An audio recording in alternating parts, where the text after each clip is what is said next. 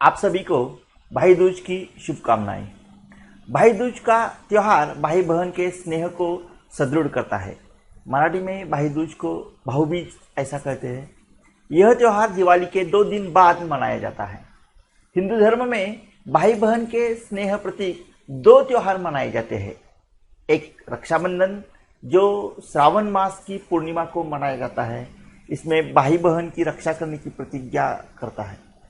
दूसरा त्योहार भाई दूज। भाई दूज इसमें बहनें भाई की लंबी आयु की प्रार्थना करती है। भाई दूज का त्योहार कार्तिक मास की द्वितीया को मनाया जाता है। भैया दूज भाई दूज को भातृ द्वितीया भी कहते हैं।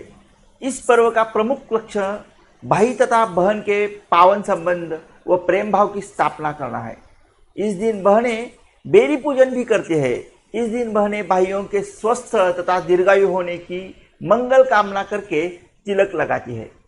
इस दिन बहनें भाइयों को तेल मलकर गंगा यमुना में स्नान भी कराती है। यदि गंगा यमुना में नहीं नहाया, अगर गंगा यमुना में हम नहीं नहा सकते भाइयों को, क्योंकि सबके करीब गंगा यमुना जैसी नदियां नहीं है, तो भी बहन भाई को घर में नहाती है।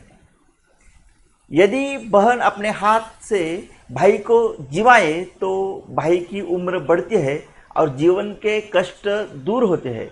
इस दिन चाहिए कि बहनें भाइयों को चावल खिलाएं। इस दिन बहन के घर भोजन करने का विशेष महत्व है। बहन चचेरी अथवा ममेरी कोई भी हो सकती है।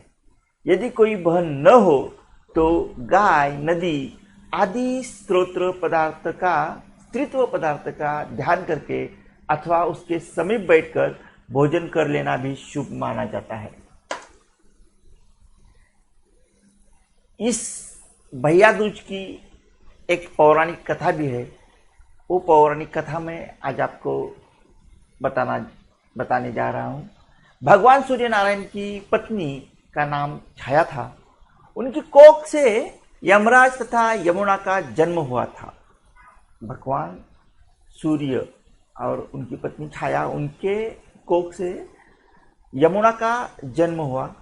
यमुना यमराज से बड़ा स्नेह करती थी। यमराज और यमुना दोनों भाई बहन थे। यमुना यमराज से बड़ा स्नेह करती थी। वह उससे बार बार निवेदन करती कि इष्ट मित्रों सहित उसके घर आकर भोजन करो। अपने कार्य में व्यस्त यमराज बात को टालता रहा। कार्तिक शुक्ला का दिन आया। यमुना ने उस दिन फिर यमराज को भोजन के लिए निमंत्रण देकर उसे अपने घर आने के लिए वचनबद्ध कर दिया। यमराज ने सोचा कि मैं तो प्राणों को हरने वाला हूँ, मुझे कोई भी अपने घर नहीं बुलाना चाहता। बहन जिस सद्भावना से मुझे बुला रही है उसका पालन करना मेरा धर्म है। बहन के घर आते समय यमराज ने नरक निवास करने वाले जीवों को मुक्त कर दिया।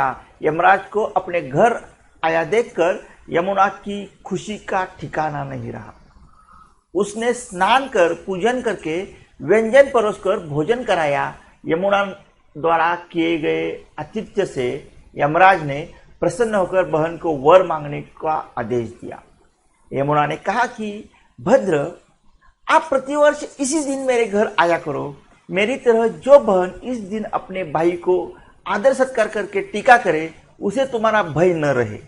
यमराज ने तथास्तु कहकर यमुना को अमूल्य वस्त्राभूषण देकर यमलोक की राह की।